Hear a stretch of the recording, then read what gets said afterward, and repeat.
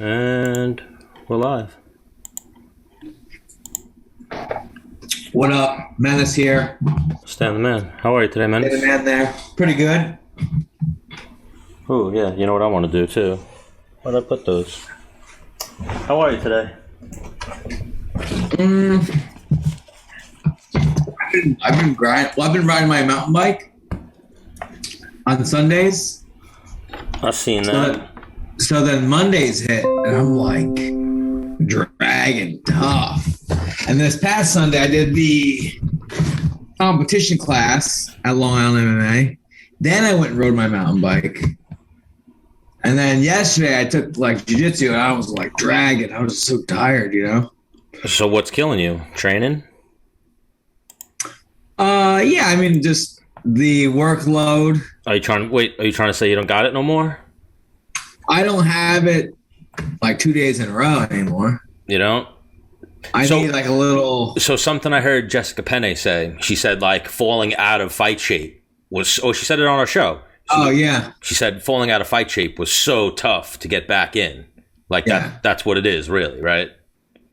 I mean, I guess. Well, I mean, it's tough because like I work too. So it's not like I can like, if I wasn't working, I would be able to like sleep in longer, get a little bit better warm up before my next workout and hit the next one hard too. Well, think of it this way. The animal you were then versus the animal you are now. You're still an animal. But think of how crazy you were back then and how you had to be, the mindset to be number 6, number 5, you know, that level. Let alone winning fights in the UFC. Yeah. Speaking of winning fights in the UFC, someone who doesn't get tired and still has that cardio, your boy Gregor Gillespie. Oh yeah. So did you get to watch the fight? Yeah. What the fuck? I got tired. I got tired in that first round. Watching it. You know, you do like one of these and you start doing like the Chuck Liddell. Yeah. I was doing one of those. And then by the end of it, and I saw Gregor take a deep breath, I was like, wow, that was a scrambly Diego Ferreira, however you pronounce it, is fucking, he's one of those guys where the second you touch him, he attacks. Similar to Oliveira, who we'll get to in a little bit, fighting this weekend. But that's that, I think they said, and Gregor out-cardioed him and then fucked him up, but I think they said he's 3rd degree black belt. Yes, I think I heard that as well. So Gregor was getting deep on his leg, and like Gregor was having to bail out on like legit full out bail on takedowns because that dude was slapping Kimuras on him, attacking the neck, you know. His takedown defense was very good. Yeah, well, I mean, and then, you know, they would get back to the feet. That dude would start tagging Gregor. Gregor's like, I can't hang out here with him on the feet. I gotta get on his legs. So now I'll ask you, how did you feel Gregor looked? Honest assessment, you know, like well, listen, I think in that fight he's fought the most well-rounded fighter to date. Probably, I think Diego Ferreira might beat Kevin Lee. That's a tough fight. He's really good, that guy. That guy is almost a sleeper. You know what I mean? Yeah.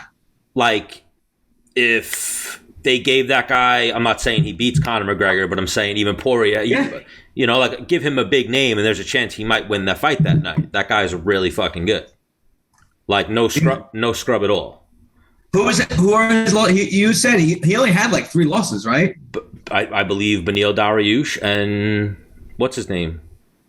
Dustin Poirier. I'll have to double check that. But I'll double check that in a moment. And those guys beat him on the feet. Well, we have your boy, Derek Brunson. And then, let me check that real quick. Yummy. Hello? What's up, big dog? What's up, man? What it is? Man. Man, you got all the stuff. But we got you here.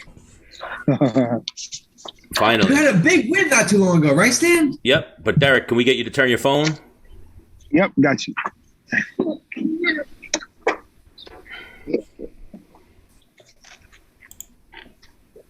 And there we go. Welcome. At the crib? Oh, no, I'm at my gym right now. Just leaving my gym. Okay. All right, Derek Brunson, welcome to Menace and the Man, the long overdue final appearance of Derek Brunson, top 5 middleweight. Yeah. Swing side the lights. Yeah, thanks for having me, fellas. So now, where is this gym? I didn't realize that you had your own gym. I thought you lived in South Florida. You come down there for training camps? Yeah, just go down for training camps, but I live in Wilmington, North Carolina. Okay, so not too far. Yeah, no, not too far. Quick flight. Oh, that was my next question. Are you driving or flying when you come? I'm not driving nowhere, man. I'm not driving over like 30 minutes. Okay. Hang on, Derek, a wild question. Do you know the Hickman brothers? I do. Yeah. Funny enough, you wrestled with George, right? Yeah. So if it wasn't for George, I never would have been doing MMA. He was the one who convinced me.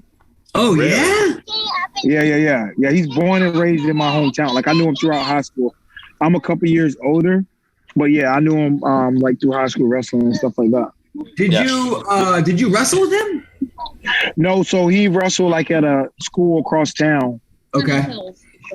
We love the Hickman brothers here at Menace and the Man. Big fans of the show. We're big fans of them. They obviously know Menace well. And then I've always had a good relationship and rapport back and forth on social media with them. But they're like, the vibe I get, they're like some no bullshit, no nonsense type of guys, right?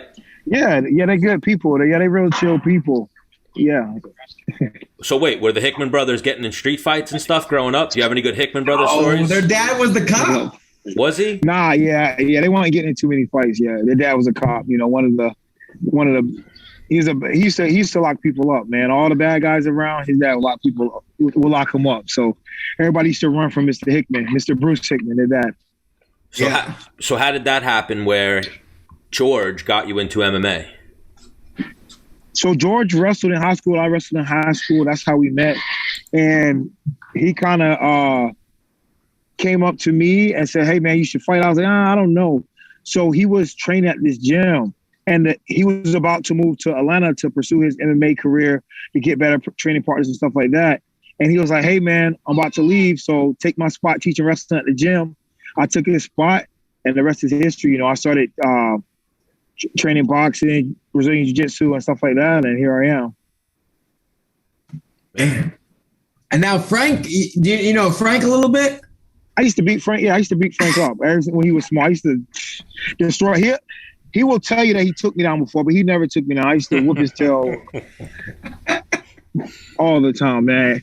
Yo, he's holding it down in fucking Thailand, teaching all these top cats. Yeah. Oh no, he's a bad boy now. You know, he's a grown man. I knew Frank since he was like, I don't know, 6th grade, 7th grade. So like I was a lot bigger than him then. But yeah, now he's grown into like a grown man, successful, and he grew into his mouth. Oh, absolutely. I mean, the kid was tough. He was top 10 D1. He had close matches with Dake. He wrestled Dake a couple times and had close matches. I think maybe he lost to him like 3 times, but like by 2 points a couple times. So yeah, Frank's no joke.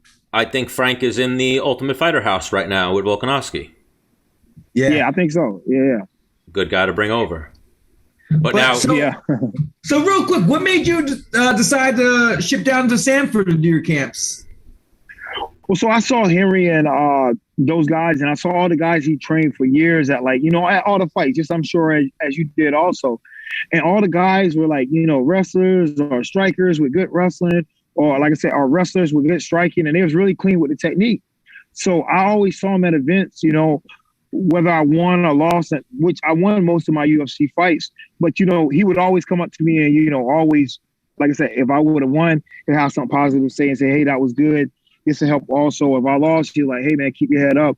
You can do this better." So he was always like a cool stand-up guy.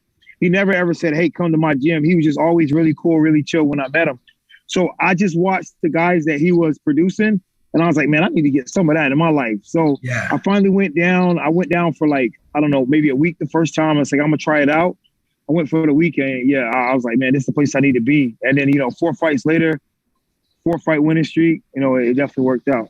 Man, that's dope. Because Henry is one of those cats where, like, he doesn't talk to anybody. You know what I mean? So the fact that he's talking, you're like, okay. And he's saying some good things. You're like, all right, this is for me. Like Henry, like loves me. I'm like, I don't know why. I just in my head, I'm a fucking jackass, and he thinks I'm like an honorable dude. I'm like, this is cool. Yeah, Henry's a cool dude, man. He's like, really factual, relatable. He's really, I think those are the best coaches who are relatable and can keep it real with you, but still like, you know, have a good time and joking. He's one of those guys. And like you said, you don't talk much if you don't know him, but yeah, when you get to know him, man, he's pretty goofy and laid back. Yeah. Well, that's Pookie's doing good over there? Who? Say again? Pookie? Oh, yeah. His wife, Pookie, she's great, man. She's a team mom. Always making sure everything runs smoothly at the gym. She ever rub anything out on you? No, I saw her. I was like, how come I don't get this treatment? I saw her like, well, I'm only there for like 4 weeks at a time. But I guess the other guys, I'm like, what's going on, man? You don't want it. Oh, yeah, it hurts? Like if you're like, so usually like, you know, like in Thailand, they rub out like the knots on your shin and shit. Right. You're like, oh, have a seat. And she'll get in there and fuck your ass out. You're like, I'm good. She's like, no, a little bit more. With the I'm shit. I'm not with all that pain, man. The best way I like to tell people is like in an MMA fight, you might or might not get hit. If somebody's grabbing your shin, smashing on it, you're gonna feel that 100%. You know. Yo, doctors, they'll be working on me like, I thought you were tough. I thought you were a fighter. I'm like, if I hit you back, this pain wouldn't exist. It'd be a different game. Yeah, that's true. Yeah. So, yes, like Menace said earlier, big win. You just beat Kevin Holland. So I saw you teasing a little bit because I obviously stalk the guests a little bit on social media before they come on the show. You said you might have fight news coming up. What's in the works? Yeah, I don't have anything quite yet. So I'm just waiting, man. I'm waiting. It's funny, in this fight game, you could never be too quick on your announcements because things can change up real quick. Until you got a contract, nothing's solid. So I'm just waiting until I get a little bit more forward news on my next matchup, who, what, when. I mean, I got an idea, but you know, not sure yet. And then is he ahead of you? Is he ahead of you in the rankings? That's where I was going. Is he ahead of me in the rankings? He's up there. Okay. White guy, white guy, black guy.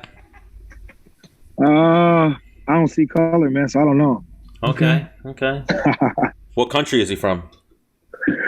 Man, that's a good question. I wasn't really good at what's that, geography? Yeah. We're terrible here. We're terrible. Yeah.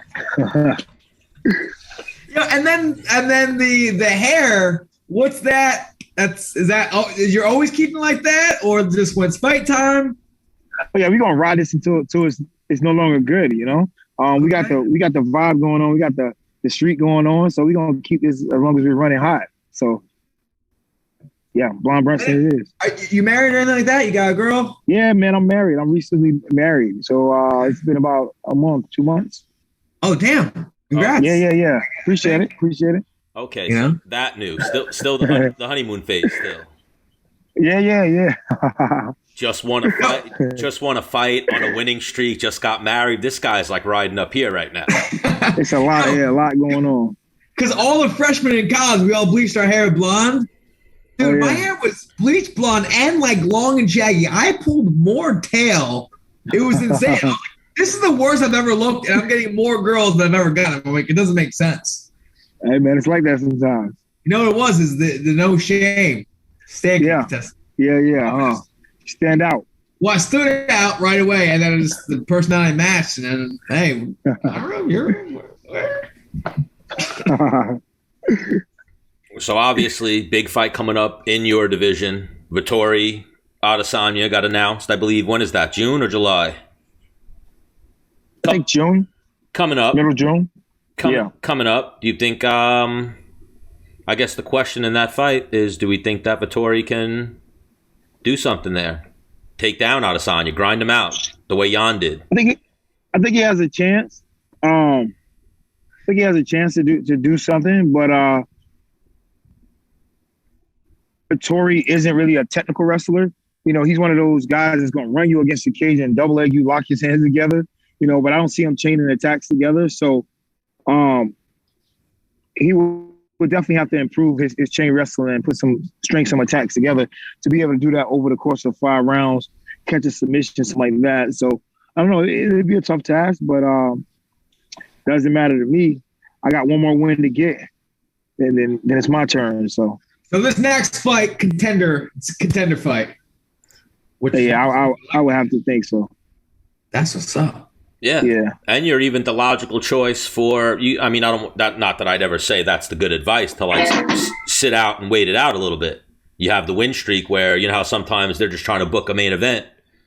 That winds up, they're about to do it with Chiesa and Usman possibly, where they just have to get a contender, a title shot. We saw it with Weidman, Anderson Silva back in the day. It happens sometimes. So. Yeah, for sure. Even with Vettori, Whitaker was next, but Whitaker wasn't ready. Exactly. You know? Yeah. So let's say Whitaker gets a fight and he gets injured or something. You know, so I'm just. Okay, so is the next guy from Australia? It could be Whitaker.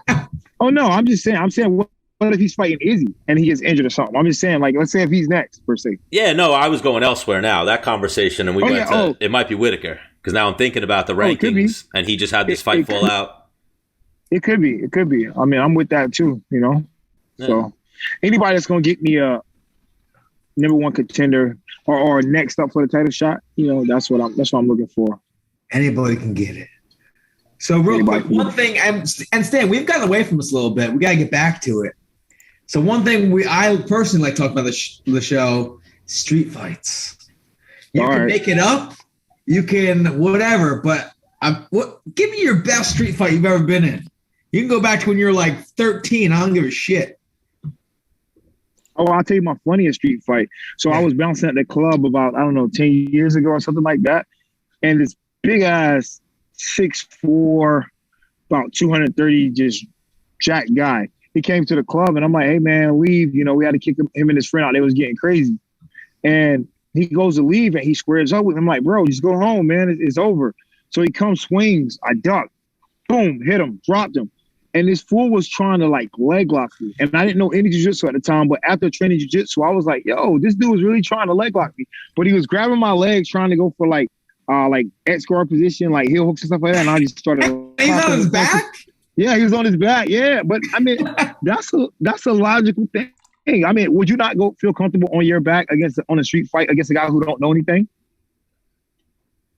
I mean, I would, but I also feel way better on top of people. I'm like forever. Oh, absolutely, 100%. But it's like if you know jiu-jitsu and this guy is jack guy, it's not the worst. You know, you got sweeps there, you got up kicks, things that guys aren't familiar with. Yeah, but the jack guy was trying to sweep you.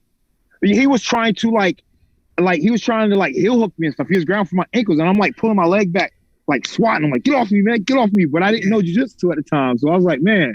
If that guy would have got my knee, he could have. You know? Personally, being on my back in a street fight, because, you know, like, people were coming from everywhere, like, your face stomped on quick. That's a fact. No, that's a fact. Yeah, for sure. Well, wait. But I'm talking about a straight one-on-one. They're like, nah, ain't nobody jumping in this. This is a one-on-one right here. What's your hindsight? Was this an overconfident white belt, or was this like a black belt going for leg locks, or was this a kid who just learned, you know? I don't know. I don't know. Was he super hammered? I'm not sure. I don't think he was super hammered. Like he was downtown at the bar, so he could have had a drink or two.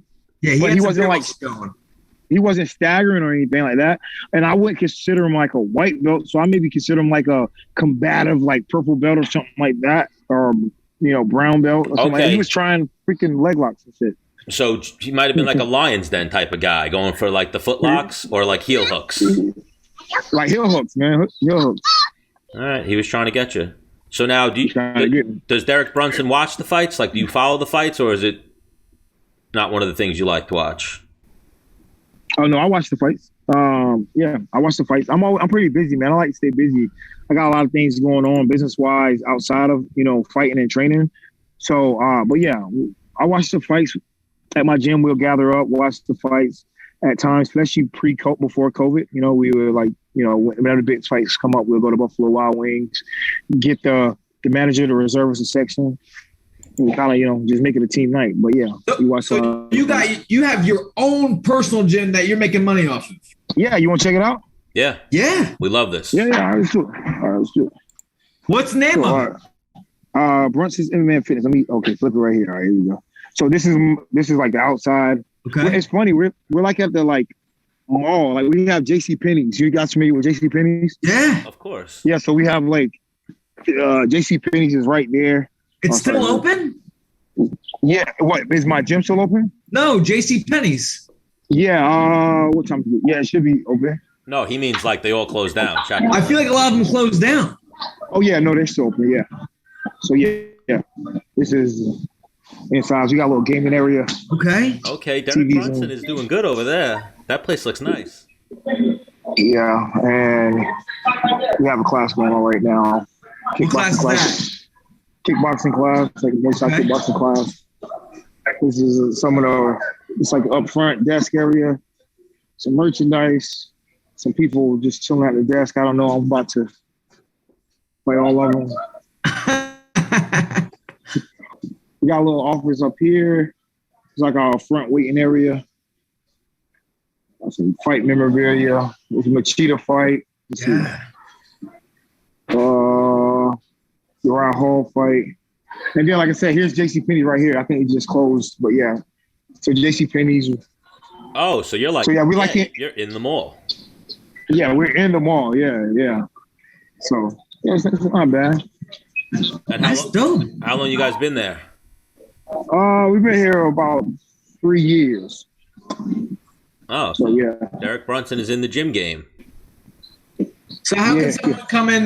Where does someone go to find your gym? Like, what's the address? What's the website? The phone number?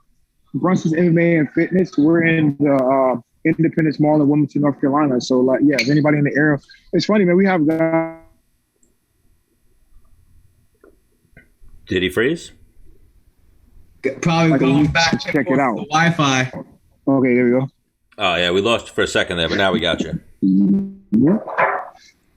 But yeah, that's great to see, because a lot of times guys have to wonder what's going to happen after fighting, and if Derek Brunson's already got a gym up and running, place looks big. How many square foot you got there? About 4,500 square foot. So it's decent size. You know, this is our second phase of the gym. Third phase, you're gonna look for something a little bigger. So. Okay, so yeah, you've it's just you. You got partners in that? Nah, it's just me. Partners, man. Partners always some messy stuff. So yeah, just me. So you've already moved up and moved to a new location. Like had to get a bigger space.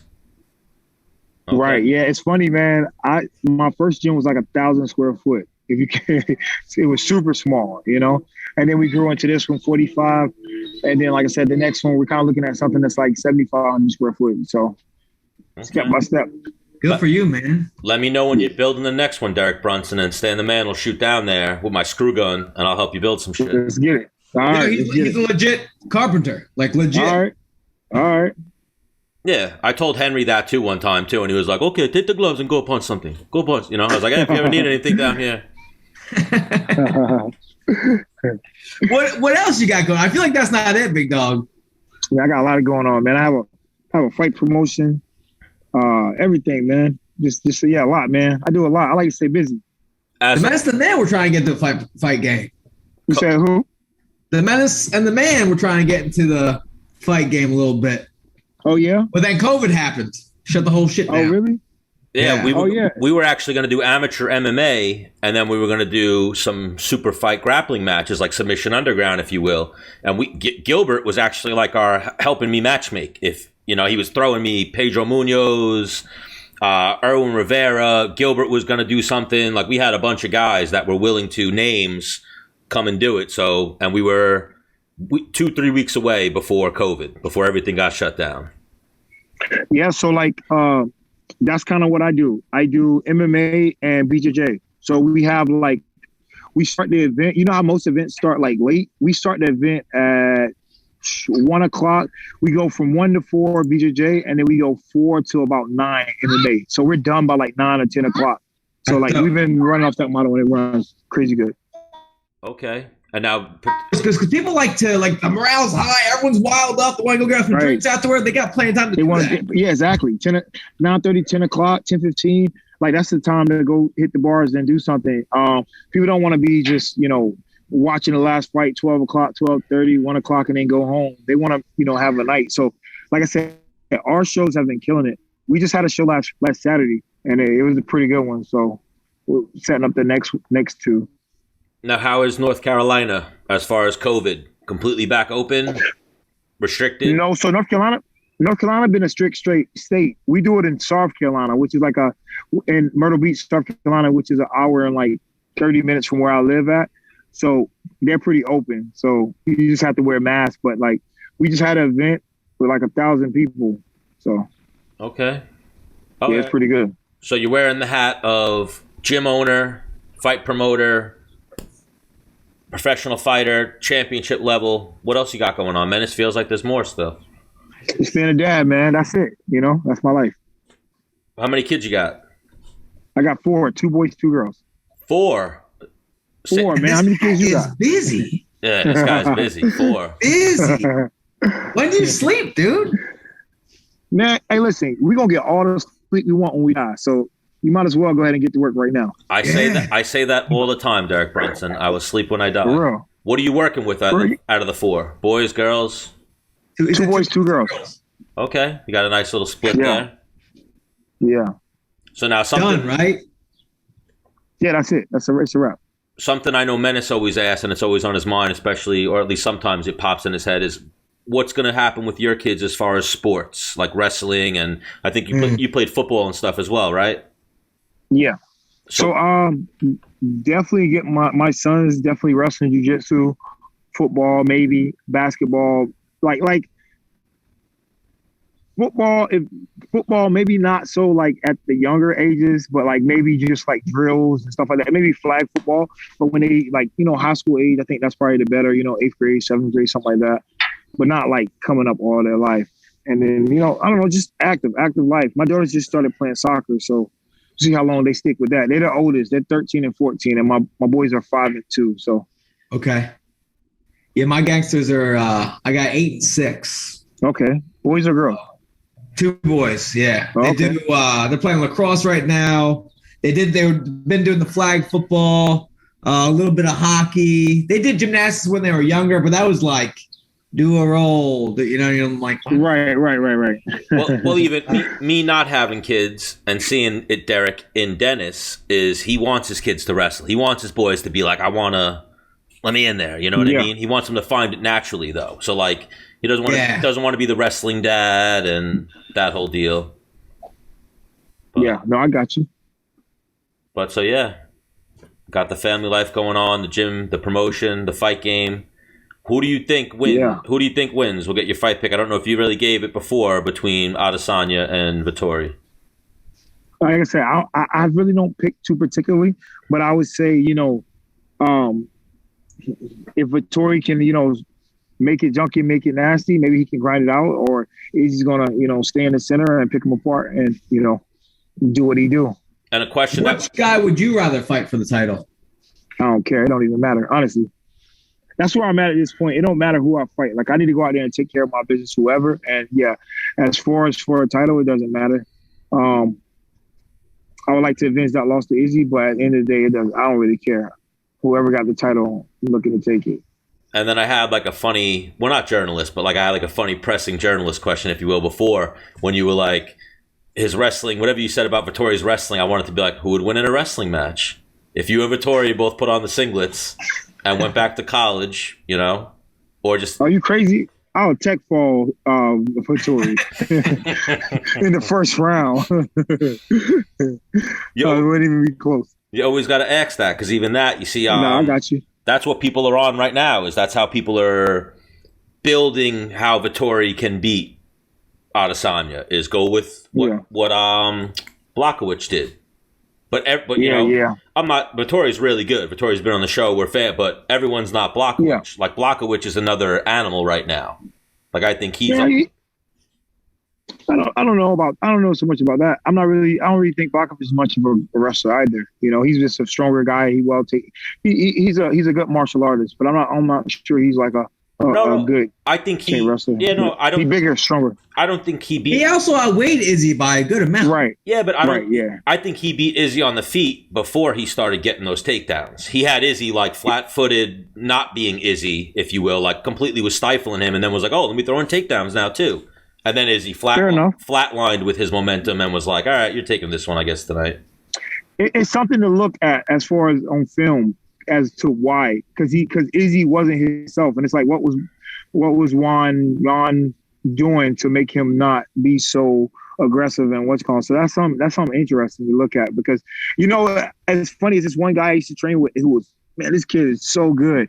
But every time we were sparring and I go in front of him and I can feint him and I can stop his whole pattern. Every time I feint him, like I was going to start first, he will stop and he'll reset the whole time. But he was such a good striker, but he never get his striking off because I know how to freeze his pattern. So, that's interesting. Yeah, like Blachowicz kind of did that to Adesanya a little bit, or maybe hit him with a good punch, something, just kind of zap the explosiveness, or if you will, or being dynamic. Like he just took it out of him, and then I got you. So a thing Dennis always tells me, like when you look at how to beat somebody, or when he in his career was about to fight somebody, he would watch he wouldn't watch their wins, he would watch their losses and be like, this is how you beat them, This is what I got to try to do to beat them. So that's that makes sense. Yeah, so that's just where I was going with that one, but so yeah, other happenings in the middleweight division. What about Chris Weidman? Oh yeah, that was just tragic. That was sad to see. That's sports, man. He was saying, he felt he liked a lot of matchups in the division. He felt like he was gonna, come back and get to a title, and then boom, that happened. So you always have to really, enjoy every moment. Be smart. It's funny. I always tell the guys in my gyms, don't try to kick so hard. Just score with your kicks, because guys are so good at stepping into leg kicks, checking them down. So you're gonna hurt yourself, dent your shin bone, et cetera, just trying to kick really hard. So it's just a different era. The sport is always growing and changing, and that's one of the changes. Guys are leaning into hard kicks and stuff like that. So you got to evolve with the times.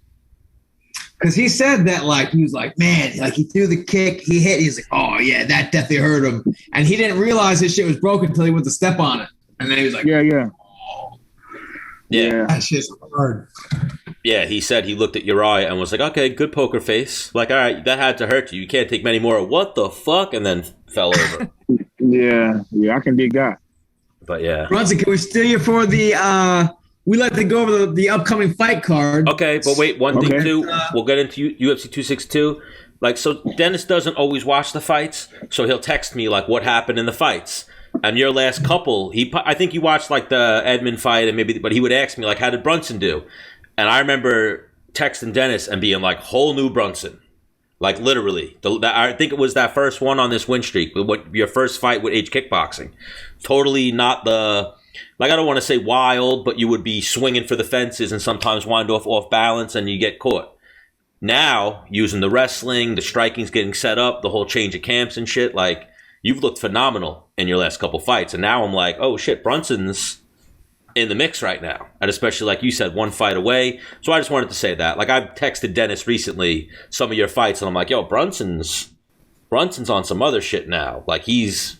in the building. Yeah, now it's you've always been right there, and now it's Brunson's put the pieces together, got the wisdom, got the experience, and now you're right there. So I just wanted to put that out there. Big fan. Appreciate it. Big fans of Derek Brunson here at Menace. I don't know if you remember, I came up to you when you were getting the haircut by Zeno, and I was like, okay. Yeah, I was like, you got. So you live in Florida? I live in Florida now. Yeah, I'm in Tampa. Okay. But I live in South Florida, but right now I'm in Tampa. Don't ask me. It's a whole long story. But all right. Oh, Stan, he was going to ask you. Gives a fuck. I just throw it out there. But we'll get into UFC 262. Do you know anybody fighting this weekend, Derek? Who's fighting this weekend? Is that 262 this weekend? Oh, okay. Yeah. Actually, we do. Last minute jump in. Sean Soriano is jumping in. Oh, where's he on the card? Was he prelim? They got him the first fight versus Christos Chagos, that guy that weighed for it. When did fight him? One of those fights. One of his first fights in the UFC, he fought Chagos. Yeah, that guy's a kickboxer? No. Well-rounded? Yeah, a well-rounded freestyle fighter, if you will. Mm-hmm. He's a pretty good kickboxer. Sean usually fights at 145, and he's fighting at lightweight. Is that going to be his new weight class? Do you know? I think he's still 45. I'm in North Carolina, I think he's still at 45. So the fight is at 155. Yeah. Yeah, so short notice, But that guy, Sean can knock anybody out, man. That kid's so good. I think, I'm glad he got the opportunity. Yeah, I think it was jumping on the opportunity. So so we'll go for Sean Soriano in that fight. Yeah, all day. We don't care about the rest of the early prelims. I mean, oh man, Andrea Lee. Well, we don't know. If I ask Dennis fighters, he doesn't know. He's going to look he's going to look at who has better pecs or better. No, haircut. I got Kevin Aguilar versus Tucker Lutz. I'll go Tucker Lutz. I like that name. And then Gina, was it Mazzani? Yeah, who's she fighting? She dates Elliot, right? Yeah. Yes. I got her. She's fucking super lean for that weight class. Well, she used to be a 35er. Yeah. So let's get to the cream of the crop. Yeah, that's what I was trying to go. Well, no, that makes sense because I don't want to. I gotta see some faces to like. Yeah, so we got one fight that not that you have your eyes on it; it's beneath you now. But Jacare and Andre Muniz. Who is Andre Muniz? That he's getting a Jacare fight. I'm not sure. I guess Jacare's been on little skids, so Andre Muniz, I'm sure, is a new guy. Yeah, he's not a bone. He is 20-4. He definitely looks like a very tough opponent. Oh, okay. Looks Brazilian. Yeah. And usually they don't do that, the Brazilian versus Brazilian. Oh, now the new era UFC, they sure do. Back in the old days, no, they didn't do that much. Yeah. I'm going to go Jacare. I'll go for nostalgia. He'll turn back the clocks. Hopefully he retires off this one. I don't know. Jacare, he looked a little... like he maybe that might be the end of the road in his last fight. So man, how tough was the Kevin Holland one though? What's that?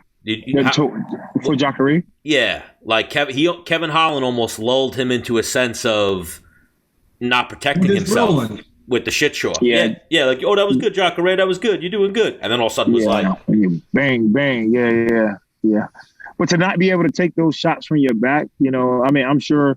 Those are more annoying shots, but then he caught him, and then he jumped up real quick, and then he was on top of him throwing those ones, right? And those ones he dazed him before that, though. Jacare was like, he couldn't defend himself or catch his base. All he had to do was just fall on his chest, and he would have stayed down, or just smash his hips instead of leaning back. I'm not sure why he did that. Yeah, he's too high level for that. That was just weird. Weird shit sometimes. Like remember who the fuck? Nico Prince, what's his name? Nico Price with Randy Brown, like those weird, sometimes it just touches but Jacare, Lando Venata, Mike Grundy. I got Venata. I like oh shit, Landon. He dropped down a featherweight? Yeah, it's first one. I think he always was kind of a featherweight. He was always a 55er, dude. What do you mean? I'm saying he seemed undersized at 55. He always looked like the smaller guy. I thought he'll be ripped at 45. So another middleweight fight. It seems like they got a couple on this one. Jordan Wright, Jamie Pickett. That's the one I'd rather not have any say in. I actually pretty much, I would say, managed Jamie Pickett until he got to the UFC, and then he kind of switched gyms up on me. And then Jordan Wright, it's funny. I remember he was like a little dorky kid out at Jackson. He used to follow me around and like ask me my workouts and do everything, like mimic everything I did. And now he's like in the UFC. So I knew him when he was like an amateur, so those are two guys that I'm familiar with. So you were at Jackson's for a long time too, right? Yeah, for like 6 years, like at the start of my career. It's crazy how like the Kevin Bacon or like the degrees of separation happens in MMA. That like Derek Brunson's kind of invested in this fight, or at least watching it, Yeah. So who do you think wins it? You know both guys a little bit. No, I'm not sure. It's a good fight. You said Jordan Wright was mimicking you. He has a better record, so it seems like he's doing a better job. Yeah, I don't know, man. We'll see. It's two decently matched guys, so see who get the win.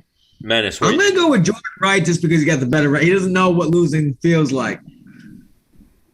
Because there was a time in my career where I was undefeated. I'm like, even if I didn't feel amazing going to fight, I'm like, I can't lose. I don't. Yeah. And there's that. You remember those days? Confidence. Yeah. Confidence is everything. Yeah. Dennis told me a funny thing one time, Derek. He was like, at one point, I thought my head, my cranium was literally a little bit thicker than like the average humans, because the way he used to take punches. Still might be. I don't know. Yeah, might be. But I'm gonna go Jordan Wright as well. Our girl Andrea Lee versus Antonio Shevchenko. Probably Andrea Lee. Probably take Lee on that one. Yeah, she's pretty tough striker. Shevchenko. She's not her sister, but she's good. Yeah. You know. Well, she's great on the feet, but her ground game is nowhere near her sister's, is what we've seen. Like, yeah. I think Caitlin, who's fighting on this card as well, really exposed that. Mm-hmm. Yeah. Like, that's where her big hole is. But yeah, I'm going Andrea Lee all day. So Edson Barbosa versus Shane Burgos, featherweight. Ooh, that's a good one. Maybe I go with the upset, Shane. Let me see the odds on that. You think Shane's the underdog? Shane's the favorite, -134. Yeah. Oh, he's the favorite.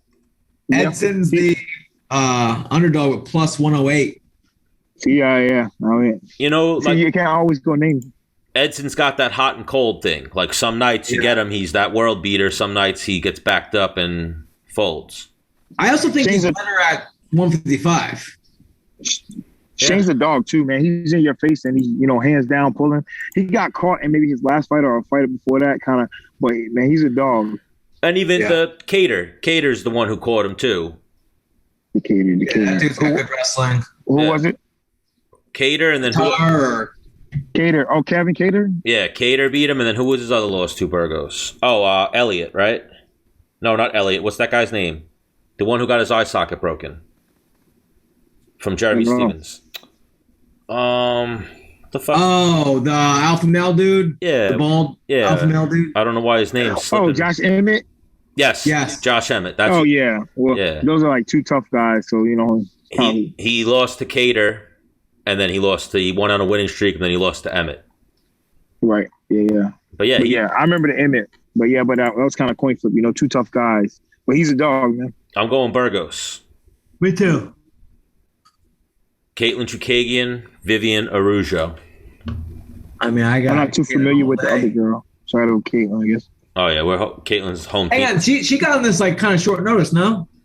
I think it seems like they had something go on recently with a couple of fights fall out that it seems like they did this little shuffle. Oh. Hold on, my manager's calling. Oh. You straight? All right, here we go. Yeah. Merge Ali in here. Yeah. But even was? Yeah, Ali. FaceTime, man. He's a FaceTime god. He's been on the show a few times. Yeah. Ali's funny, man. It's funny, man. All right, everybody talks shit about Ali, but I knew that guy for 12 years, man.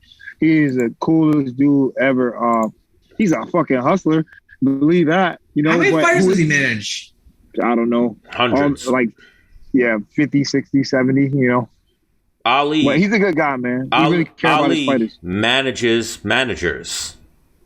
Like, not only does he manage fighters, he manages managers. He's got the whole world on lock pretty much as far as fighting.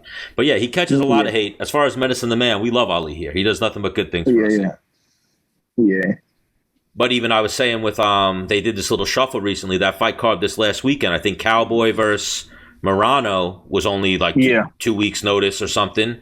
And even the main event, Watterson and Marina. That's why they were fighting like Menace. I mean, I'll candidly say it. You said Karate Hottie looked a little thicker than usual. She did. She was fighting up a weight class. Yeah, I thought she looked a little puffy. She was fighting up a weight class. That fight was 25 instead of 15. And then that girl, she fought looked a lot bigger than her. But so we're going Caitlin in this one. Matthew Christopher Schell versus Rogerio Bonatorin. I'm on. I don't know how this fight wound up. Bantamweights. Is it on the main card? It says it says it is. Yeah. It looks like it's the first fight of the main card, Buzz. Oh, all right. They have it listed as the third on the thing I'm looking at. I'm gonna go Rogerio Bonatorin because he has. Yeah, me too. He looks a little more like a dog. Yeah, he's a cooler name. I can't call it. You guys have a cheat sheet. I don't have a cheat sheet. I'm on my phone. Yeah. Doing the on this call, so we could. You guys got a cheat sheet. You could pick on other things. Whose name sounds cooler? Nah, we don't want to misrepresent. Yeah, we pick if it wasn't for Caitlin and Vivian, we usually pick. At least I do. I pick which girl I think is more attractive. That's who I think's going to win a lot of the fights. All right. So Tony Ferguson. It makes sense. Yeah, that makes sense sometimes because then they're like, oh, they're going to probably try to give the girl who's more marketable the sweetest matchup. So, well, yeah, I picked Rose versus Wei Lee. All right. That one worked out for me. It usually doesn't work out. Usually the prettier girls get fucked up, and it's like, no, the butch chick. Yeah, I disagree. Who lives at the gym. I disagree. Sometimes. It's like 50-50, dude. All right, I'll give you that. Maybe 75-25. I feel like there's Mackenzie Dern. Who else wins? So Tony Ferguson, Beneil Dariush. This is must win for Tony. Must win for Tony. Probably Beneil. Yeah. Yeah. This is a very tough fight for Tony. I got Dariush. Yeah. What? I'm going to go Dariush. But a funny thing, too, Derek, Dennis has never picked Tony Ferguson to win a fight ever. Dang, Dennis. In the history Get the of hate this out show. your heart, bro. Man, he also was on like a mad layoff. Yeah, no. Yeah. And I think I was right, no? Yeah, no. That's fact. It wasn't hate. It was Dennis almost underselling himself. It was based off of a training session from years ago that Dennis was like, I ragdolled him. Khabib will fucking kill him. Like, Khabib's going to kill him, you know? Yeah. But we're all going Dariush on that one? Because that might be Tony Ferguson with his Bellator contract. Or bare knuckle boxing or something. What's up? How are you? Yes, he lost. 3 in a row. Yeah, but he's so low. Didn't Cowboy just lose his 6th in a row? They are giving they're giving Cowboy one more fight. But also with Cowboy, I mean, I don't know. Sometimes I feel like they cut guys when they have that big salary. Right. Yeah, but Cowboy's got to have a big salary now. Yeah, they're about to cut. They're about to cut Cowboy. They're probably going to have Cowboy fight one more somewhat name or feature fight on a pay-per-view or something. They'll get their last little squeeze out of him. You know the UFC. Oh, no, not even. So he's only lost 2 in a row. Why did I think he lost 3 in a row? Someone told me he lost 6 in a row. Who? Well, maybe it was like 6 out of 7 or something, 5 out of 6 or something. Oh, okay. Yeah, no, he's doing all right. So, main event, your age kickboxing teammate. It seems like another guy just like yourself who finds South Florida as the place he can go and just add some more tools and figure some shit out. Michael Chandler, Charles Oliveira. Yeah, that's a big opportunity for Chandler. I mean, I like Chandler in that fight. Everything's clicking for him at the time. I got Mike Chandler. Yeah. Oh, I'm even gonna go Mike Chandler knockout. I'm gonna go Mike Chandler. I can see it. The way we've seen Oliveira lose in the past too. Grind it. Yeah, like just get out grinded kind of. Yeah. He get broke. Yeah. Like Barboza, you can break those guys. I mean, they're not easy to break, but you can break them. Like once things don't start going their way. And when you do break, it's visibly noticeable. Yeah, like, that's right. Oh, this guy, he's done. You know. Yeah. All right, so Michael Chandler across the board, rooting for H Kickboxing to bring another belt back to South Florida. Absolutely. And that concludes our UFC 262 preview. Thank you, Jared. Let's watch the fights. Good fights this weekend, yeah. Yeah, these fights are... what do you usually do for the fights now that the COVID has taken out you watching them at the gym? He goes to Buffalo Wild Wings. Well, that's what I was saying. He said COVID kind of killed that. Yeah, well, things are clearing up a little bit. So, yeah, we're gonna see what we have planned. You know, it's one of the first bigger fights that came up when things came back a little bit to normal. So, yeah, we're going to see. Yeah, I've been in South Florida. So, it sucked during COVID, but then once I came to South Florida, it's like everything's open. I've been watching fights at bars every time, so yeah, love it. Derek, do you watch PFL at all? Yeah, I watch PFL. Yo, you see what happened to Stan? Do you see what New Jersey did with Verdum's fight? They overturned it. Oh, they overturned it. They overturned it. The dude did the Brazilian tap. That's the Brazilian tap. And Fabricio got super mad. Like, no. That's Brazilian. Like, what the fuck? That's the Brazilian tap. You fake the tap, and then the guy releases the hold a little bit. And here, I mean, But did he even release it? He switched to something else. That's the thing. That's what I was just going to say. He didn't release it. So after and also, does it matter? Isn't it when the judge stopped it? Like, I don't know, man. Because somebody could have been like he could have went like this, like maybe like post. I don't know, man. That's just a whole. It's a choke, right? I mean, he choke armbar into the ref. You don't stop it until the ref stops it. You know. And we're big Fabricio fans here, but when I saw the fight and then I heard they overturned it, I was like, why the fuck did they overturn that? That was kind of like almost like it's boxing, but that was almost like Floyd Mayweather versus Victor Ortiz. Like that was within within the rules. And he did like this. He didn't tap. He like tapped him once, right? It was twice. It was two. Yeah, it was one good one and then like a touch. But like Fabricio adjusted and went, let me get this a little tighter. Yeah, he didn't let it go. So yeah. Yeah, I don't know what happens there, but if he let it go, I can see. Right. All right, here we go. We got to look into this. Yeah. You know, but I think there's like some money involved in this. The PFL put over a couple big dogs. Verdun being one of them. Pettis got his shit pushed in, and now like this isn't panning out the way they like wanted it. I think, and they're like, man, we can't be going like And then Lance Palmer is not one of their money dogs. He lost. I just looked at my list and forget the PFL Menace. We forgot a very important topic, and that's when I scrolled on Derek Brunson's Instagram. His trolling is up here. Oh my God! Yeah, like where, the one picture where it's let me find it. Kevin Holland. Yeah, just the trolling. It's next level. I didn't know you were photoshopping shit and putting people's faces and all that. Hang on, real quick. Derek, is that you or fans send it to you and you're like, oh, that's funny, I'll put it up? Oh no, I got me photoshopped, man. At first it started out the fans sending me. I'm like, you know what? I'm gonna stick to this. I got photoshopped, so yeah. As a matter of fact, I've been anxious to get off this call because Kevin Hollis just tagged me in some shit that the UFC posted one of Jacare highlights of him beating me, and Kevin Hollis tagged me. I'm like, okay, I was gonna leave you alone, but now you're back on me. You gotta get some more of this roast, man. You gotta get some more of this roast, man. But yeah, he's got like him with like him being the big brother to Darren Till being his little brother and things like that. Just funny shit. I love it. I forget what fight is that. Oh, he put Darren Till's face on Junior Dos Santos. And he's Ngannou, and he's punching him from behind. Just stupid shit. So a fan did that one. But a lot of it's like half and half. Like I made some of some of them, and fans made some of them. That's one thing that I give credit to the fan that did it. Yeah, but so here's the thing: is that people, how people just start making memes like crazy, and it'll pop up on my Twitter, and I'm like, I don't even know if the person made it. Like, I know sometimes when people make it because I can see and it's like content creator, or it's like a random person trying to be funny, and then I'll save it to my phone and then I'll forget who made it. So it's like, yeah, whatever. They still probably like.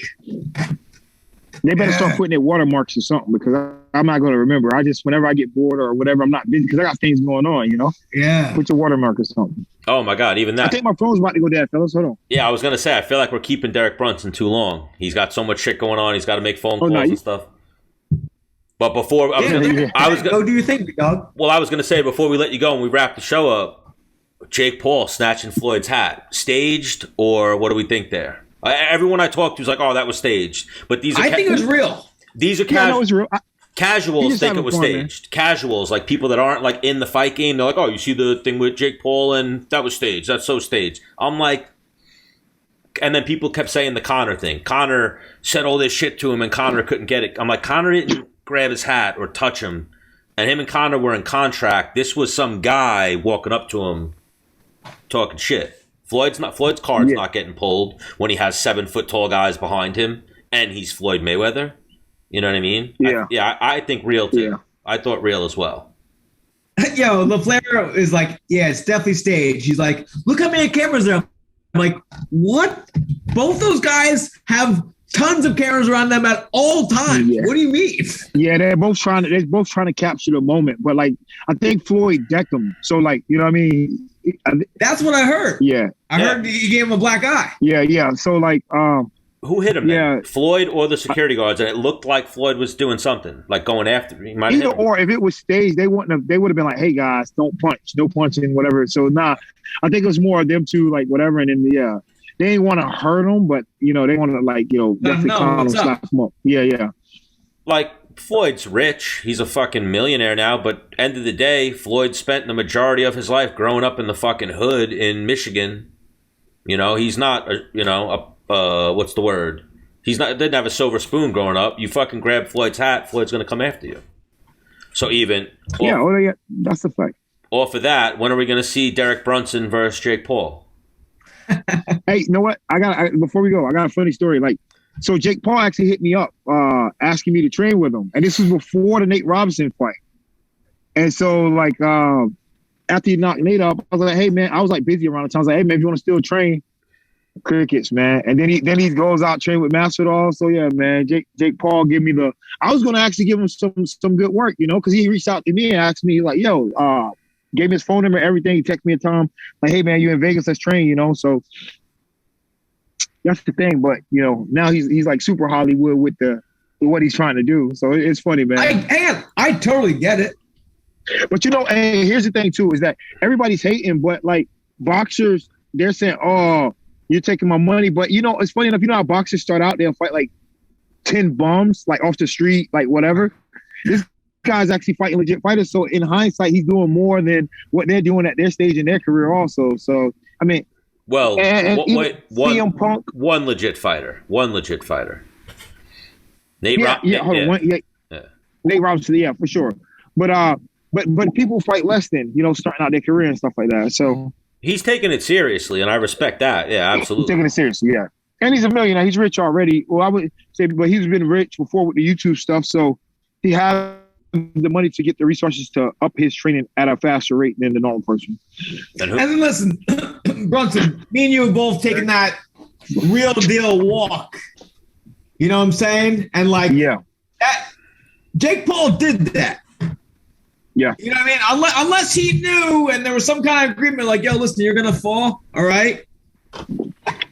That walk that shit hits, Yeah.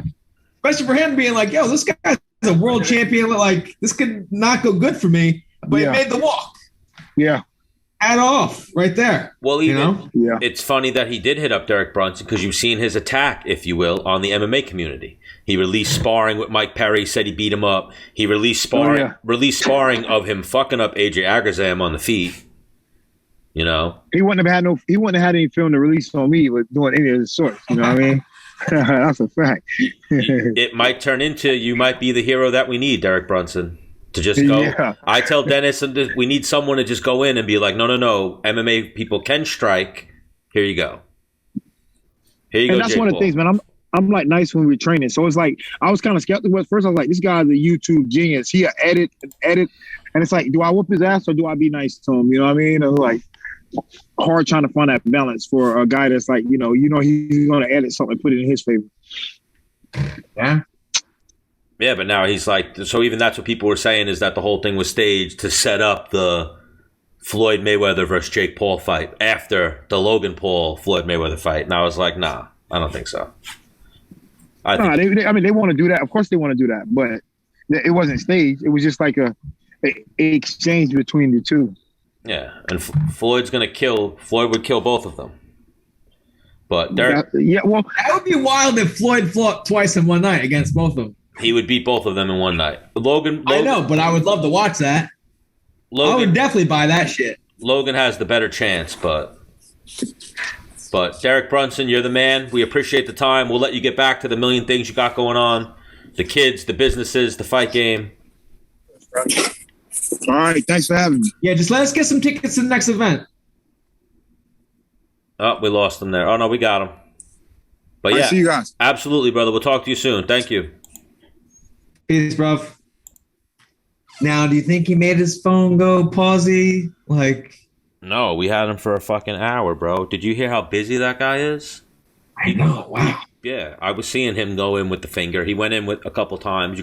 That could almost be a drinking game for this episode. How many things did Derek Brunson X out? while he was talking to us. But and you know, like sometimes when you're talking to someone and they got like so much that they go on, they're like, yeah. I was like, yeah, well, even that. He almost like, go do what you gotta do, you know, like he almost gave me a Uriah Faber vibe. Like Uriah Faber, every time we have him on, is having 4 conversations as he's talking to us.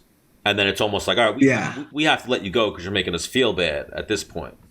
But yeah, I was expecting a good 15, 20 minutes because he was out at his business and whatnot, but he just gave us an hour. So you're the man, Derek Brunson. Yeah, we went over a good amount of topics with him. We just kept shooting out things, and we got some good shit. But yeah, I forgot about his Instagram. Him and Vettori have great Instagrams. Oh, Vettori has a good one? Vettori has one like that too. So Vettori had one picture. You ever see The Shining? Okay. When Jack Nicholson breaks through the door? He put his face on Jack Nicholson, and Adesanya is the screaming lady. I got to send it to you. It's an amazing photo. Like when I saw it, I was like, oh my God. But yeah, we got our UFC 262 preview in. We got Menace Bermudez going to grapple this weekend. Yeah, you coming, Stan? You're going to be a corner? Yeah, it might be. Uh-oh. No, I'm going to. Who's going to corner you otherwise? Al Percy. Okay. So Al Percy. No, you got 2 quartermen. Al Percy and Danielle? No, you could have 2 quartermen. All right, so yeah, we're going to do big things. I was going to make it my son, but I think he's got a birthday. I'm going to ask him if he wants to come, but he's got like his best friend's birthday party this weekend, so we'll see. Let's let all your opponents know right now, what's the game plan? Are you trying to wrestle fuck people? Are you almost going to like let people shoot on you? Are you going to let people pull guard on you and try to pass? Well, the thing is, I learned a few things with like how to get points for if they try to pull guard, because they touch you to pull guard. Mm-hmm. So it was a quick, like, if they pull guard, they grab your and sit down, you just hand behind the knee and just hand on the stomach, and that's your takedown. Okay. So it's almost like a knee pick, but they're doing it for you by sitting. Yeah, you got to play the rules a little bit. Yeah. And I mean, I think I'll be able to tell right away, like, if they're going to pull guard or not. So you know what I used to do even? Yeah, like I used to if I would get taken down in a grappling match back in the day, I would always lock up like anacondas or Darce, just the grip. Not even have the move, just the grip. And I'd be taken down, but I'd have that grip, and they'd never get their points. And then Yeah, and then I'd kind of like wait for a moment to get my hips back, and then I'd scramble, and it would never be anything. And then the referee'd be like, no points. And I'd be like, damn. And I'd be like, damn, he just wasted a lot of energy on that takedown attempt. And I just burned my arms out holding his fucking head in this for, you know. Just the head, or you have to have the arm too? No. If you have just the head, it's a guillotine. I had the head and the arm, so it was a choke. It's a submission attempt.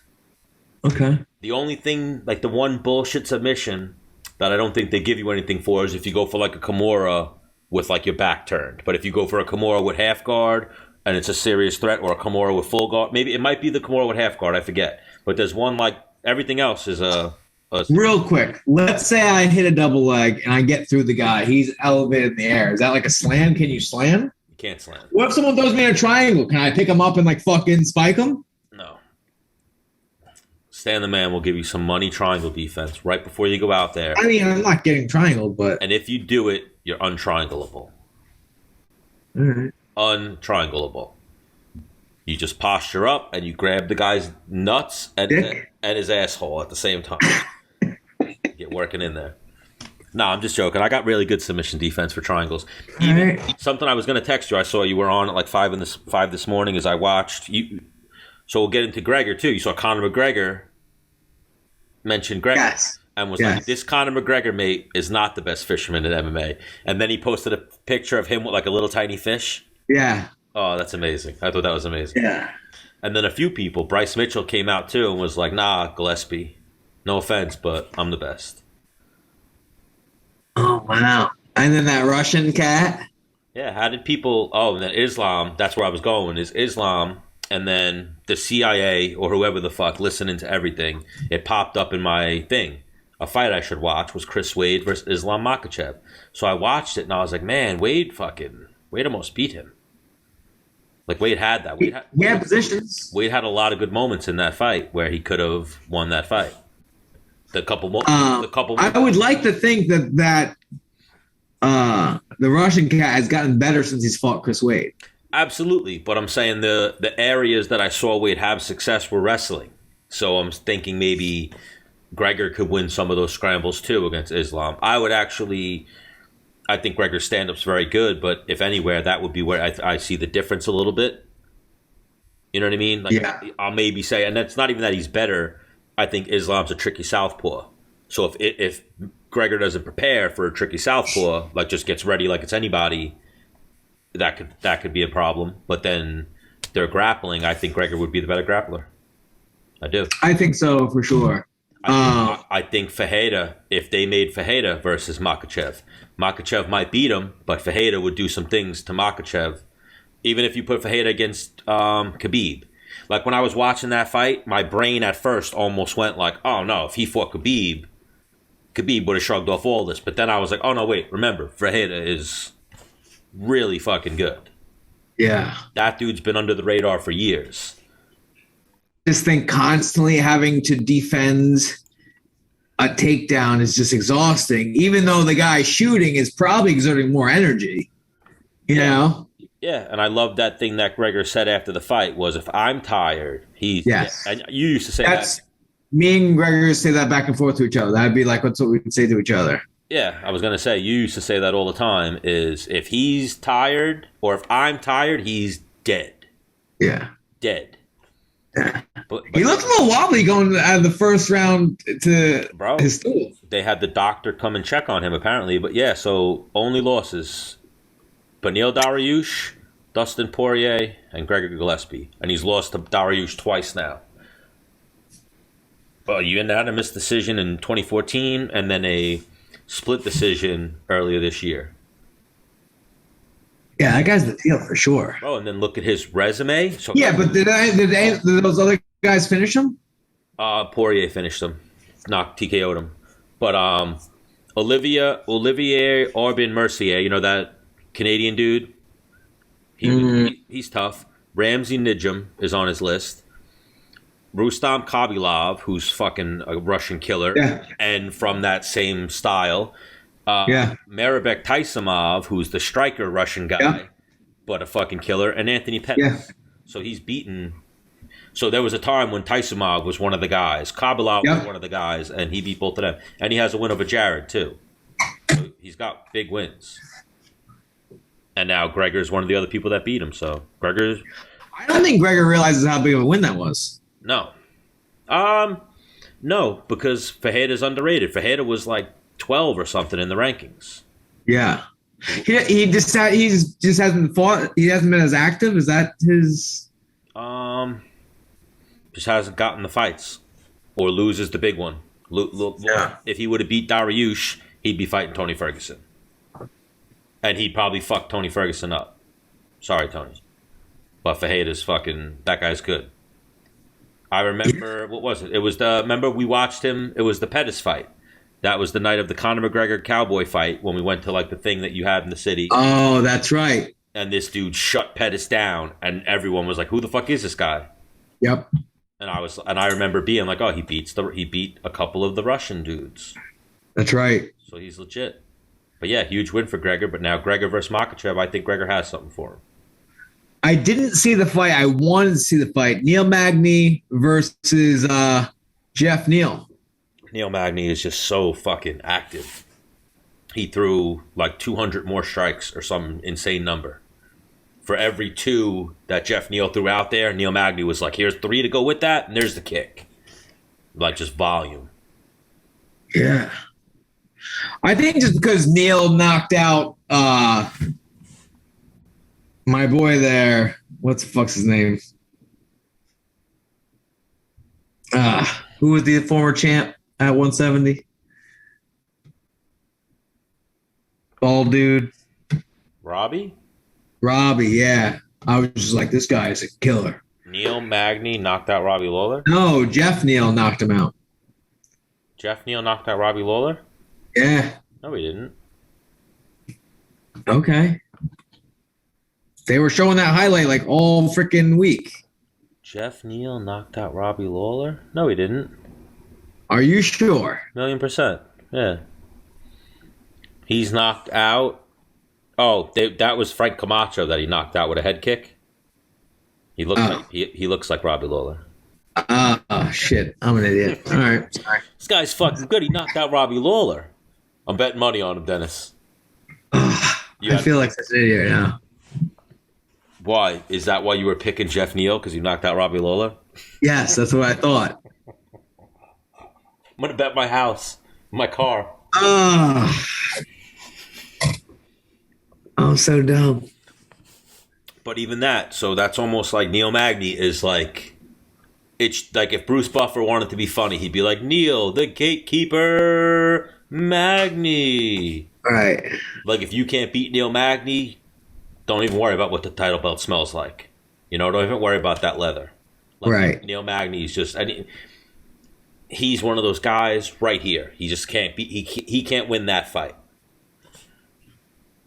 But wasn't he? I think he was just on a losing streak, Neil Magny, wasn't he? He might have been. Oh, no, nope. He's never been on a losing streak. And he's got big wins. He's got wins over Jeff Neal, Robbie Lawler. He just lost to Chiesa, though. Chiesa's on a winning streak.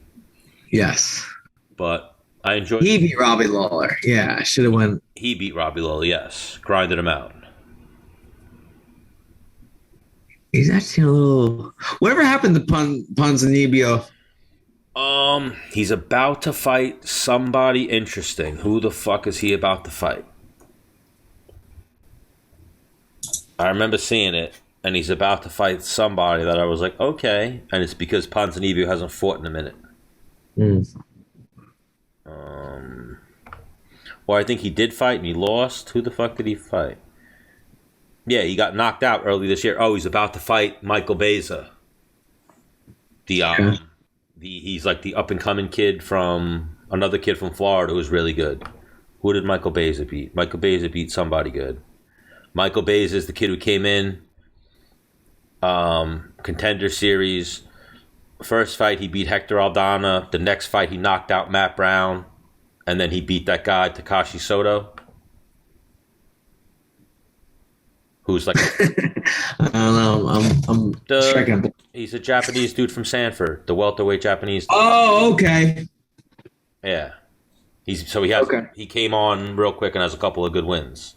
And Phil Hawes had a really good showing. Wait, and this dude Beza is now Colby Covington's like main training partner, or so they say. So he's good. So that's a tough matchup for Ponzinibbio. But yeah, Phil Hawes looked good. What else was on that card? Karate Hottie came in thick and got fucked up. The Lone Wolf got the W. He didn't win that fight though. No. Love Michael Truzano, but yeah, he didn't. It was bad judging. It was, competitive, and if you scored it on like different criteria. I didn't see that early into the fights. Yeah, like if you scored it on different criteria, then maybe, but it wasn't good scoring. Man, one other thing, Misha Tate's coming back. Saw that. What the fuck, Misha? Imagine if that's like, just you get tired of life. You're like, man, I still got a couple fights in me. My husband doesn't fight. It's like, you're going to watch the kid. I'm going back to fighting. It's like, wait, but yeah. I still fight. It's like, yeah, but you're not really doing anything with it. You know what it could be too is like, man, I want this. I need a quick 300,000. Like, 100%. Let me train for 3 months, 4 months, and unless she's been training the whole time she's been retired, she's gonna come. Yeah, that's probably. I think she really loves jiu-jitsu and shit like that. So she's been training. I would imagine. But like we talked about with Jessica Penne, and even you at the beginning of the show, there's a difference between I work out and I go to the gym and I'm in fucking fight shape to go fight someone who wants to kill me. But yeah, Phil Hawes looked good. That guy Dawkins is good. Truzano looked great in the fight. The other guy was tough. It was a very competitive fight, but I didn't think Truzano won. But I'm glad he got the decision and the judges got it wrong. Gregor looked amazing, I thought. Even getting tired, I was like, the other guy, the same thing like you said, the other guy has to be fucking exhausted right now. Yeah. And then, what was our other one? Marcos Rogerio Darima versus Maurice Green. I really didn't watch that fight. I watched Neil Magny versus Jeff Neal. That was a good one. Donald Cerrone might be the end of him. Dana White said he's going to give him one more fight. Yikes. One more fight at 55. He has lost 1, 2, 3, 4, 5 in a row. He has lost 5 in a row. 5 in a row. I mean, they got gradually worse.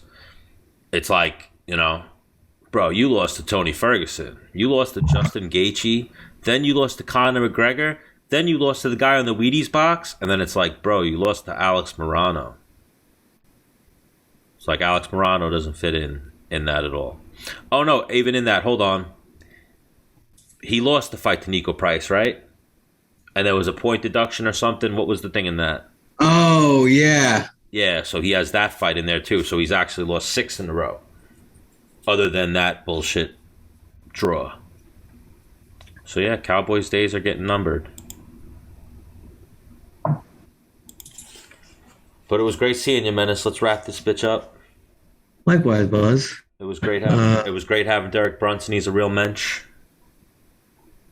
His last win was Ali Quinta, right? Whose last win? Cowboy Cerrone's. He beat Ali. Oh, yeah, that was his last win. Wow. I didn't think he was going to win that one either. Me either. And then he somehow beat Ray Janelle. Oh, I forgot to put my background on the whole time. Oh, you idiot. What a fucking idiot. Punch yourself in the face. All right. I don't want to do it hard, but it was good seeing Episode 114. 114 in the books. And next week I'll have some drinks and I'll be funnier. Oh, will you? Yeah. All right. Hit him with your send off. All right. Well, see you later.